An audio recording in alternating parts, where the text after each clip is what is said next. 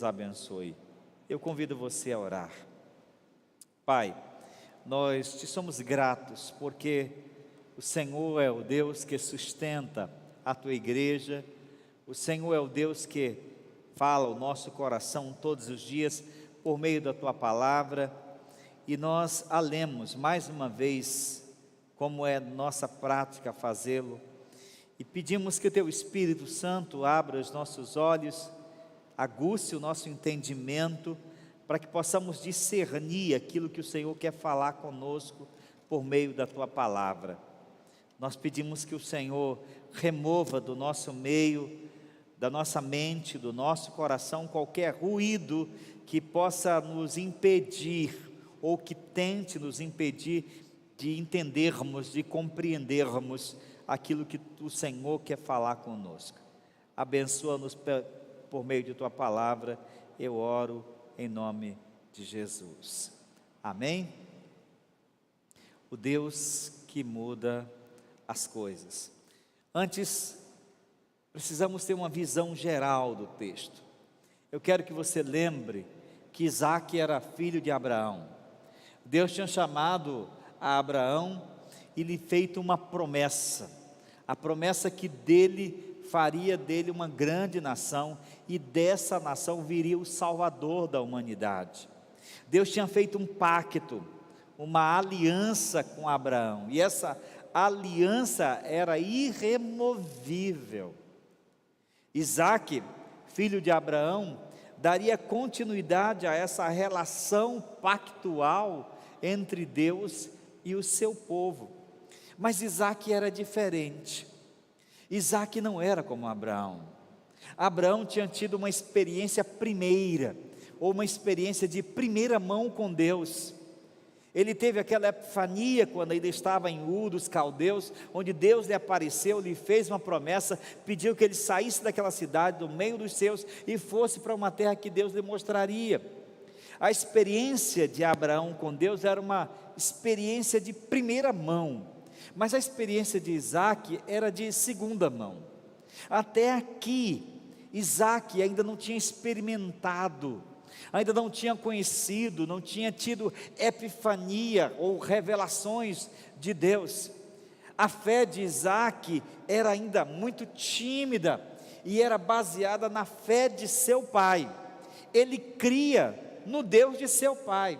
Até aquele momento, Yahvé ou Jeová ou Elohim, como se queira traduzir do hebraico, até aquele momento Deus era o Deus do pai dele, não era o Deus pessoal dele, embora ele mesmo fosse, como já disse, o herdeiro direto daquela relação pactual. Ele então vai em Canaã, está em Gerá. Gerá era onde habitavam os filisteus. Abimeleque e todo o seu clã moravam ali, e ali ele se estabeleceu, mas houve uma fome, um ciclo de fome, como aparece em Gênesis constantemente. Em Abraão, na época de Abraão teve fome, na época de Isaque teve fome, na época de Jacó teve fome. É importante lembrar que mesmo Deus estando conduzindo a vida do seu povo, mesmo Deus estando escrevendo a relação que Ele tem com o seu povo, Ele não impede que as circunstâncias naturais e difíceis da vida nos atinjam, porém Ele quer trabalhar nessas circunstâncias da nossa vida, e Deus permitiu que viesse fome sobre a terra onde estava Isaque e sua família, que era Gerá. Então, quando houve fome, Isaque foi tentado a ir para onde? Como era o curso natural da época. Toda nação que enfrentava fome, o curso natural era correr para o Egito, porque o Egito era o celeiro da humanidade, devido ao vasto rio Nilo e aqueles lugares onde as plantações eram feitas. O Egito tinha comida, independentemente da época do ano, jamais tinha dificuldades em plantar e colher, dadas as vazantes numerosas, extraordinárias, que o rio Nilo deixava quando as águas baixavam. Então, o Egito era uma espécie de celeiro da humanidade, e toda nação naquele Oriente que passava por períodos de provação e privação, corria para o Egito. Isaac não era diferente. E quando ele viu que a fome chegou em Gerar, Deus apareceu para ele e disse: Isaac, não desça ao Egito. Não desça ao Egito. É interessante notar que não descer para o Egito era uma decisão de fé. Era uma decisão de fé e obediência e submissão. Às vezes Deus quer de nós, requer fé nos mandando ir, mas às vezes Deus requer de nós fé nos mandando ficar. Em Abraão ele disse: sai da tua terra. Para Isaac ele disse: fica nessa terra. Ambos requeriam fé, e ambas as situações exigiam fé. Exigia fé porque continuar numa cidade, numa nação, numa terra onde havia seca e fome, era algo muito desafiador, como até hoje é para nós os tempos difíceis.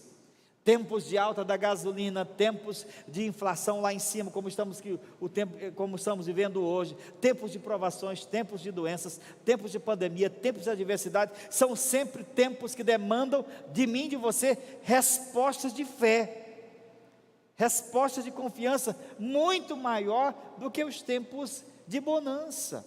Porque na verdade, quando tudo está muito bem com a nossa vida, isso não demanda fé. A gente coloca a vida cristã no piloto automático e faz de conta que está tudo bem. Mas quando a fome, quando as adversidades, quando a doença, quando o desemprego, quando as crises, quando as dificuldades batem à nossa porta, aí nós somos desafiados a confiar em Deus, mais do que nunca. E Deus chega para Isaac e diz: não vá a Gerar, não vá ao Egito. Por que ele não queria que Isaac fosse ao Egito? A gente vai ver na história aqui por porquê. Porque Deus queria fazer dele, mudar a história dele, onde ele estava. Ele não precisava arriscar sua vida em terra estranha. Ele não ia precisar mudar de curso, porque o plano de Deus e o projeto de Deus era ali onde ele estava. Porque, meu irmão, quando Deus quer abençoar a sua vida, quando Deus quer abençoar a minha vida, Ele nem sempre requer grandes mudanças de lugar. Ele quer grandes mudanças de perspectiva da nossa parte. Ele requer grande mudança de fé e não de lugar. Deus queria que Isaac compreendesse que Ele era o Deus ali em Gerar, Ele era o Deus em Canaã, Ele era o Deus no Egito, e onde quer que ele estivesse, e onde ele estivesse, Deus estaria pronto para abençoá-lo. Eu quero dizer para você, que se Deus quer abençoar e vai abençoar a sua vida, Ele abençoa onde você está, na profissão que você está, o que quer que você esteja fazendo, Deus vai abençoar você, em nome de Jesus. Não vá para o Egito. E sabe o que ele fez? Ele obedeceu, mas ele ficou lá com medo. Há 3 situações que ameaçavam a vida do Isaac. A primeira era a própria fome, ficar numa terra que tinha seca. A segunda era o povo de lá. Ele estava em terra filisteia. Ele estava habitando no meio de um povo pagão, de um povo que poderia persegui-lo. E a terceira situação, mais complicada, mais vexatória, é porque o homem era casado com uma mulher bonita. Mulher bonita traz problemas, não é? Para o Isaac. O Isaac tinha uma mulher muito bonita. E naquela época a coisa era assim: os mais fortes tomavam dos mais fracos, não tinha essa história não. Ele tinha medo de que os filisteus olhassem para ela e a tomassem dele e matassem-o por conta dela. Se ele dissesse que era esposa dele, ele repetiu o mesmo pecado que o pai tinha cometido há alguns anos antes. Aprendeu, porque os pais ensinam coisas boas e coisas ruins para os filhos, até sem querer. Ele aprendeu com o pai Abraão aquela bobagem e agora repetiu. E isso é interessante para a gente entender que Deus, a despeito das nossas fraquezas pessoais, Ele nos abençoa. E a gente olha para o texto e vê que Isaac não era essas pessoas de padrão moral elevado, não era esse homem corajoso. Deus vai trabalhando, vai mudando ele, para que ele se torne aquilo que Deus espera que ele seja, mas ele não era. Então ele teve medo de que os filisteus, em sabendo que a Rebeca era esposa dele, matassem-o para ficar com ela. Então ele mentiu deslavadamente lá no meio do povo, dizendo que era irmã dele, e por algum tempo ele conseguiu ocultar, até que num determinado momento o próprio rei o flagrou acariciando a esposa, algo natural, e descobriu a farsa, expôs a farsa. Ainda bem que, movido pela providência divina, o rei não o puniu, pelo contrário, o próprio Deus o protegeu, fazendo com que o rei proibisse que qualquer homem tocasse nele ou na esposa dele. Ele estava com medo, com muito medo. E aqui há 3 aspectos que eu quero observar com vocês nesse texto: medo, visão e vitória. Em primeiro lugar, o medo vem na nossa vida sempre quando a gente perde a perspectiva das promessas de Deus, não de vidas, das promessas divinas. Todas as vezes que a gente perde a perspectiva de que Deus está conduzindo a nossa vida, de que Ele tem uma relação pactual conosco como sua igreja, como seu povo, a gente se amedronta. Ora, quem era Isaac? Ele era o herdeiro de uma grande promessa. Ele seria pai de uma grande nação, como foi o seu pai, como será o seu filho, como serão os seus netos. Deus não iria permitir que a sua história acabasse ali em Gerar, mas ele esqueceu disso. A sua fé ainda era frágil e imatura, por isso ele tinha medo. Quando os homens daquele lugar perguntaram a respeito de sua mulher, ele disse: é minha irmã, porque ele tinha medo de dizer é minha mulher, porque pensava assim: os homens do lugar me matarão por causa de Rebeca, porque ela é muito bonita. Ele estava com medo da fome, estava com medo do povo, e estava com medo daquela situação. Mas será que ele não entendia que Deus estava no controle de tudo? Será que ele não compreendia que era Deus que estava escrevendo a história de uma grande nação por meio dele? Será que ele não entendia que Deus tinha prometido a Abraão que ia fazer dele um grande povo, e ele, Isaac, era a continuação dessa promessa? Ele esqueceu tudo, e é assim que acontece comigo e com você. Todas as vezes que a gente tira de perspectiva, que a gente remove do nosso ângulo de visão, que Deus tem uma promessa para nós, que Deus tem um plano em nossa vida, que Deus trabalha em nossa vida, que nós somos seus filhos, que nós somos seu povo eleito, que Deus nos fez promessas de nos dar a glória, nós também tememos diante das adversidades, nós também fraquejamos, nós também sucumbimos ao medo. Ele precisava confiar mais no Senhor. Ele precisava fazer com que a fé que era do seu pai não fosse mais a fé de seu pai, fosse a fé dele. Por isso ele era um homem que tinha uma fé ainda terceirizada. Eu quero falar especialmente para você que é filho de crente agora. Você que é crente porque seus pais são. Eu quero falar com você que é marido, com você que é esposa, que é crente porque a sua esposa, o seu marido é. Pelo amor de Deus, eu apelo a você, não se contente com uma fé de segunda mão. Cada um de nós tem que ter a sua própria experiência de fé. Cada um de nós tem que crer não no Deus da igreja, não no Deus do pastor Domingos, não no Deus da esposa, não no Deus do marido, não no Deus dos meus pais, mas no próprio Deus, o meu Deus, diz o apóstolo Paulo. Não se pode contar com a fé do pai, da mãe, no momento de crise. É preciso que o Deus verdadeiro seja o nosso próprio Deus. Cada um tem que ter a sua própria fé.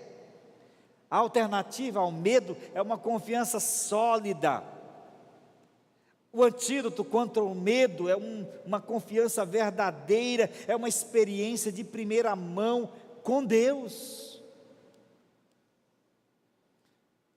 Não havia razão para temer, e não há razão para temer, nem eu nem você. As oposições, as perseguições e os problemas que você e eu enfrentamos nessa vida não são maiores que o nosso Deus, amém? Deus já é o seu Deus. Você pode dizer assim: o meu Deus, do fundo do seu coração. Pastor, eu posso dizer o meu Deus, mas sem ser, porque você crê, porque seus pais creem, porque sua esposa crê, porque seus familiares creram, e você mantém uma tradição religiosa, não é suficiente. É preciso que Deus seja a sua própria experiência, é preciso que você tenha a sua própria epifania. É por isso que Jesus disse a Nicodemos: se você não nascer de novo, você não pode entrar no reino de Deus. Isaac era um homem que temia, e é assim que acontece comigo, quando a gente está passando por lutas e a gente perde de vista o que nós somos, e o que Deus fez, e o que Deus fará por nós, nós então sucumbimos, nós então caímos no medo. Em segundo lugar, o texto também nos mostra que o medo vai embora quando nos aproximamos de Deus. O verso 24 diz assim, acompanhe comigo: na mesma noite apareceu o Senhor e lhe disse: eu sou o Deus de seu pai Abraão, não tenha medo, porque eu estou com você, eu o abençoarei e multiplicarei a sua descendência por amor de Abraão, meu servo. Você notou uma coisa? Notou? Nota que o próprio Deus se define não como o Deus de Isaac. Por que Deus não aproximou-se dele e disse: Isaac, eu sou o seu Deus? Não, ele chega e diz: eu sou o Deus de seu pai, de Abraão. Eu sou o seu Deus, eu estou com você, e o abençoarei e multiplicarei a sua descendência, por amor de Abraão, o pai dele. Deus estava querendo ratificar a sua aliança, o seu pacto. Deus estava querendo dizer para Isaac duas coisas. A primeira é que assim como Deus tinha sido com Abraão, assim como Deus tinha feito uma promessa a Abraão, Ele haveria de manter sua fidelidade a essa promessa a qualquer custo. De modo que a vida de Isaac, o futuro de Isaac, estava antes de mais nada alicerçado numa relação pactual de Deus com Abraão. Era uma promessa, Deus estava construindo uma história, Deus estava construindo uma grande narrativa. Uma nação emergiria daquelas pessoas, e elas constituiriam a nação que viria o Redentor da humanidade, que é Jesus. Deus chega para ele e diz: não tenha medo, porque eu estou com você, eu vou abençoá-lo, eu vou multiplicá-lo, mas termina dizendo: por amor de Abraão, meu servo. Porque mais uma vez Deus deixa claro, em segundo lugar, que Isaac ainda não tinha tido a sua própria experiência. Essa já era a segunda epifania, a segunda, só nesse texto. Epifania é o momento em que quando Deus se revela, é o momento em que Deus se manifesta a seu povo e aos seus servos na Bíblia. Ele era o Deus de seu pai, o Deus do passado, mas também Ele é o Deus do presente. Ele fez coisas na vida dos seus servos, agora queria fazer coisa na vida de seus descendentes. Mas é interessante o que faz Isaac. Depois que Deus se manifesta a ele nessa experiência de fé, o texto diz que Isaac levantou um altar ao Senhor. É interessante que a próxima coisa que Isaac faz é levantar um altar para Deus, e depois que levanta um altar para Deus, ele constrói a sua tenda ao lado daquele altar. Agora sim, agora Deus estava sendo o Deus de Isaac. Quando você vai ver lá as narrativas sobre Jacó, lá o narrador diz, quando Deus aparece para Jacó, diz assim: eu sou o Deus do teu pai, do teu avô Abraão, eu sou o Deus do teu pai Isaac. Deus se apresenta lá, não mais como Deus do patriarca Abraão, mas como Deus também do patriarca Isaac, deixando bem claro que há uma mudança aqui. A mudança não é só nas circunstâncias externas ao personagem Isaac, é uma circunstância a mudança interna. O que Deus faz ali? Mesmo Isaac morando em terra alheia, mesmo tendo que enfrentar uma seca, Deus abençoa. Deus abençoa muitíssimo. Ele planta, ele colhe exorbitantemente, ele começa a criar e os seus rebanhos se multiplicam. Ele fica rico na terra alheia, muito rico. E o homem que chegou com medo, o homem que chegou apavorado naquela terra e que estava com medo de enfrentar uma fome e enfrentar aquela terra, agora é um homem sem medo, que constrói altares. Quando a gente lê a história de Abraão, a gente percebe que o perfil dele é de um homem que constrói tendas e altares. Onde ele chega, ele constrói uma tenda e constrói um altar. Na verdade, ele constrói primeiro um altar. Onde ele chega em Gilgal, ele constrói um altar e ao lado do altar ele constrói a sua tenda. E é a primeira vez na narrativa bíblica que Isaac constrói um altar.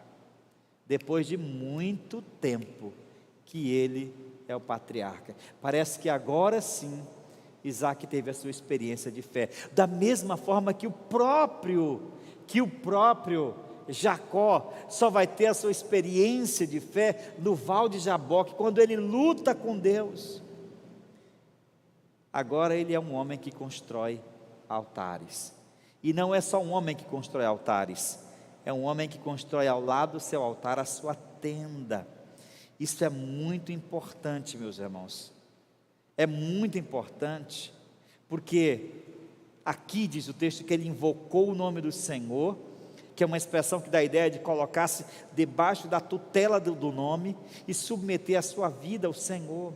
Ele arma a sua tenda para morar perto do altar e abre outro poço. Não há mais medo. Ele está perto do altar, ele está perto de Deus. A vida cristã só faz sentido.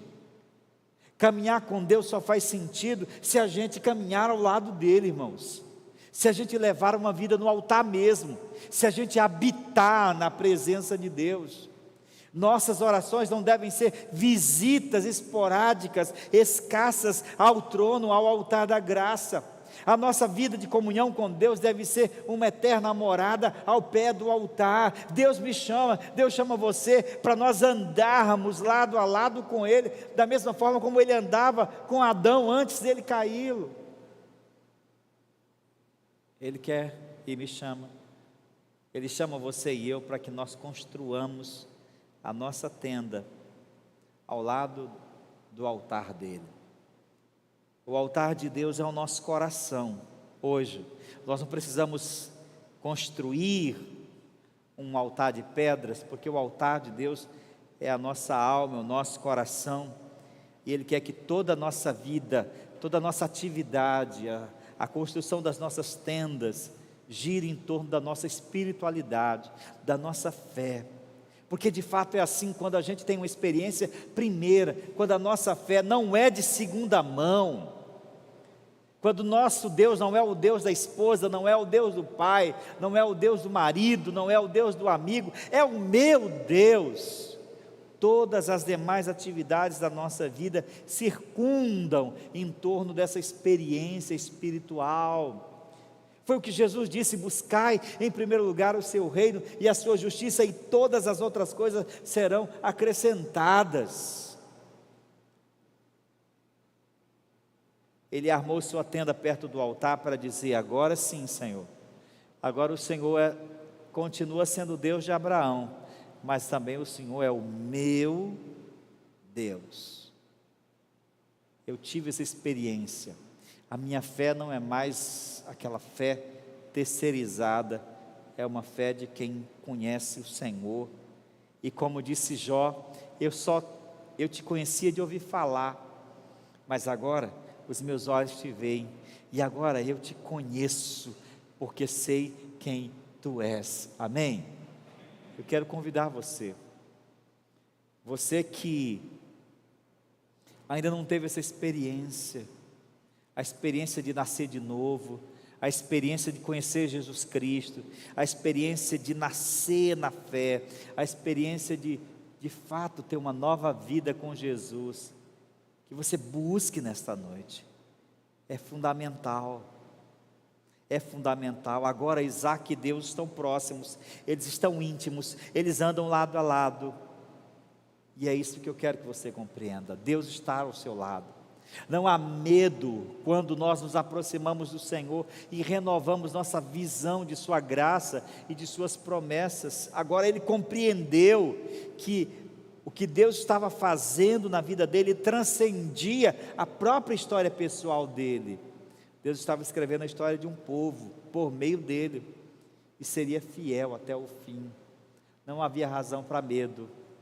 Ele agora podia se aproximar de Deus em confiança e fé e andar com o Senhor. Se aproxime, se chegue, arme sua tenda, ou seja, centre a sua presença no altar do Senhor, ordene o seu ciclo de valores, ordene as suas atividades, ordene os seus interesses, ordene os seus prazeres em Deus. Como diz o Salmo 34, agrada-te do Senhor e Ele satisfará os desejos do teu coração. Entrega o teu caminho ao Senhor, confia nele e o mais Ele fará. Arme sua tenda perto do altar, ande mais perto do Senhor Jesus.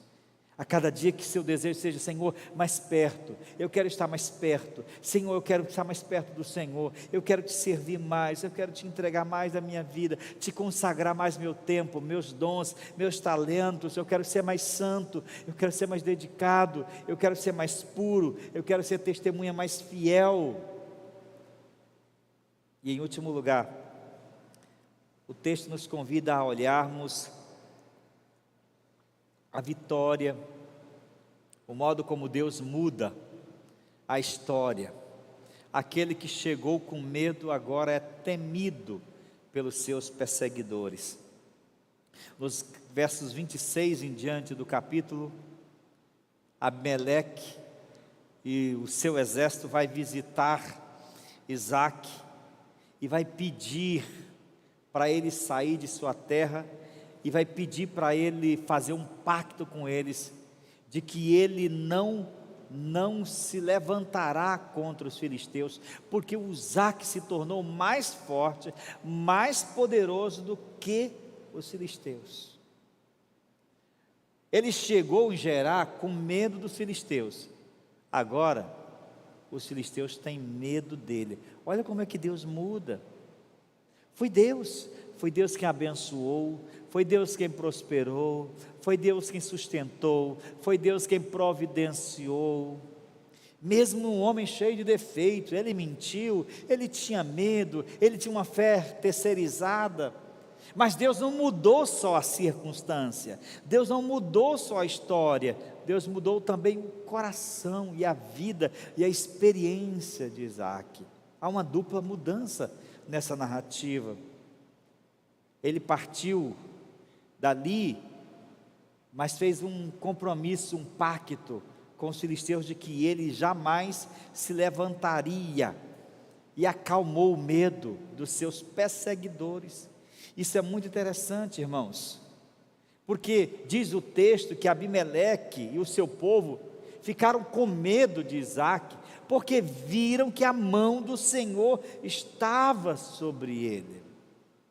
A mão do Senhor o abençoava. Eles reconheceram que Deus estava na vida daquele homem. Olhe para mim. O mundo precisa ver que a mão do Senhor está na nossa vida. O mundo deveria respeitar a mim e a você ao ver, ao testemunhar o que Deus fez em nossa vida, o que Deus está fazendo em nós. Deus está sustentando, Deus está cuidando, Deus está dirigindo, Deus está protegendo. Nosso caráter de filhos de Deus deve impressionar as pessoas mais do que os bens, mais do que a formação, mais do que outros motivos. Porque a vitória que Deus nos dá sobre as adversidades e sobre as nossas próprias fraquezas pessoais é para chamar a atenção para o próprio Deus. Poxa, tem algo especial em você, eu não sei o que é. Eu vejo você tão confiante diante dos seus problemas. Poxa, diz alguém não crente, eu vejo você, tem algo diferente em você, o que é, que eu não entendo. Eu vejo você tão esperançoso. Eu vejo que algo diferente na sua vida. E aí é a hora de você dizer: a diferença que você vê em mim não sou eu, é Cristo vivendo em mim. Amém? E essa fé que eu vivo, e essa fé e essa vida que eu vivo pela fé no Filho de Deus, que me amou e se entregou por mim. Maria, a rainha escocesa chamada Maria Sanguinária, ela se levantou várias vezes contra a igreja protestante na Escócia, e naquele país tinha um grande reformador, um grande líder espiritual da igreja chamado John Knox, um homem de profunda espiritualidade. E dizem que certa feita a própria rainha disse que tinha mais medo da oração de John Knox do que os exércitos da Escócia, com seus mais de 10.000 homens. Tinha medo porque sabia que Knox era um homem que tinha intimidade com Deus, que Deus estava na vida dele, que Deus estava conduzindo ele. Meus irmãos, prestem muita atenção no que vou lhes dizer. Deus muda a sua história. Deus muda, continua mudando histórias. Quando Ele não muda as circunstâncias externas a nós, Ele muda o que precisa ser mudado internamente, dentro de nós. Mas Ele sempre está agindo para abençoar, para sustentar, para guiar, porque Ele está escrevendo a minha história, está escrevendo a sua história, para a glória dEle. Amém?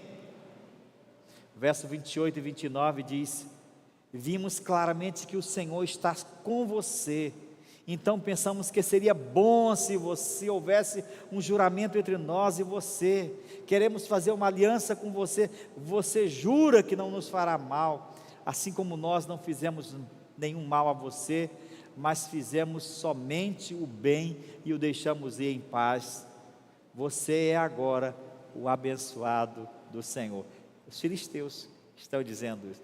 Você é o abençoado do Senhor, você é o servo do Senhor. Ai, meus irmãos, que Teresina diga de mim, que Teresina diga de você: ali vai uma abençoada, ali vai um abençoado, ali vai um servo, uma serva do Senhor, para a glória dEle. Amém? Para a gente encerrar, eu quero chamar a sua atenção para 4 aplicações bem rápidas do texto. A primeira: quem conhece as promessas de Deus não tem motivos para temer. Eu não sei o que você está enfrentando hoje, talvez seja uma situação dificílima, muito maior do que uma fome, mas eu quero dizer para você: você tem promessas de Deus. Deus prometeu que começou a boa obra em você, e Ele vai completá-la até o dia final. Aconteça o que acontecer, olhe para cima, olhe para o céu, Jesus está cuidando de você e vai fazer até o grande dia. Amém? Em segundo lugar, a ausência de culto a Deus, mais do que uma reunião da igreja para adorá-lo, ou seja, é viver essa adoração contínua em nossa vida. Essa ausência de adoração a Deus, essa ausência de espiritualidade própria, essa ausência de uma espiritualidade de primeira mão, é que produz o medo, Quem adora a Deus, quem o ama, quem o conhece de verdade, não tem o que temer, porque sabe que a sua vida está nas mãos do Senhor. Em terceiro lugar, as pessoas podem até ser injustas conosco, nos prejudicarem, como fizeram os filisteus.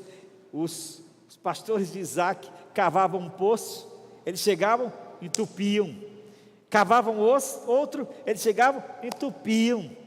Isaac saía chamando: esse é o poço da confusão, aquele é o poço da discussão, aquele é o poço, até que chegou um momento em que ele passou a desentulhar os poços que foram de seu pai e cavar novos poços. As pessoas podem perseguir, ser injustas conosco, como foi com Isaac, mas é interessante que cedo ou tarde a providência de Deus se manifesta em nossas vidas, nos transformando, nos abençoando e mostrando ao mundo que Deus está do nosso lado, amém? Porque se Deus é por nós, os irmãos não conhecem esse texto bíblico, porque se Deus é por nós, amém, louvado seja Deus. Em último lugar, não retribuamos ao mal, ou não paguemos o mal com o mal, devemos deixar isso com Deus. Aqueles que nos perseguem, nos criticam, nos odeiam, querem impedir o nosso progresso, não são dignos de resposta. A única resposta que a gente dá aos nossos perseguidores é a oração. É a oração, a gente ora em favor deles, para que Deus transforme, para que Deus os mude.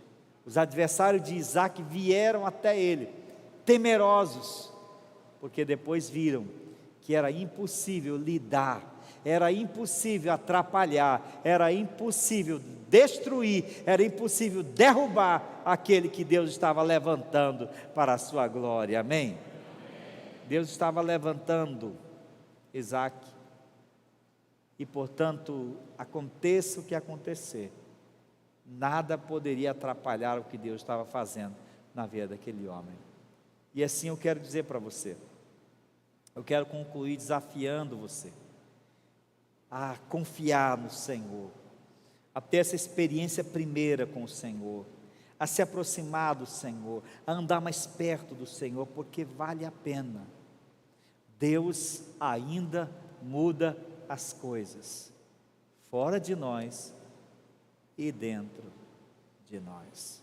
Ore, busque-o, ande mais perto, se consagre, creia, obedeça. Deus está do seu lado, e se o Senhor é por nós, quem será contra nós? Vamos orar? Eu não sei como é que está a sua vida, talvez você chegou hoje aqui desanimado, triste, cabisbaixo. Eu só quero dizer para você que Deus está dizendo tudo isso para você, para que você pegue essa palavra no seu coração, experimente uma mudança na sua vida hoje, e saia desta noite aqui cheio de fé e de esperança, para lutar segunda, terça, quarta, quinta, sexta, e confiar no Senhor, e vencer, porque Deus é contigo, por onde quer que você andar. Ore comigo. Senhor, obrigado porque o Senhor está conosco, obrigado porque o Senhor está do nosso lado, obrigado porque a Tua mão nos sustenta, nos conduz, especialmente quando nós mais precisamos. Pai, nós Te pedimos perdão, porque nós não temos buscado muitas vezes viver essa vida que o Senhor requer de nós, tão próxima, tão íntima. Pai, pedimos perdão por não vivermos com a nossa tenda ao pé do Teu altar. Eu oro, Deus, pelos Teus filhos e filhas aqui, para que o Senhor nos renove, para que o Senhor nos desperte, para que o Senhor nos avive, para que o Senhor trate conosco, que o Senhor nos anime, que o Teu Espírito Santo Pegue esta palavra e como uma bomba de poder e tenacidade, anime as nossas almas, o nosso coração, fortaleça a nossa fé, dando cada vez mais robustez à nossa esperança. Nós confiamos em Ti, ó Deus, confiamos na Tua palavra e nas Tuas promessas, e cremos que o Senhor está também escrevendo a nossa história, a história da Tua igreja, do Teu povo eleito, que o Senhor comprou com Teu sangue, e nós somos esse povo. Queremos Te servir, Senhor, todos os dias, dar-nos fé, confiança e esperança. Obrigado porque sabemos que mesmo que o mundo inteiro se nos oponha, nos persiga e tentem atrapalhar os nossos planos, nós temos a mais absoluta confiança de que o Senhor está cuidando de nós e nos fará vencer e prosperar onde quer que estivermos. Eu te oro, abençoa o teu povo nesta noite, em nome de Jesus. Amém.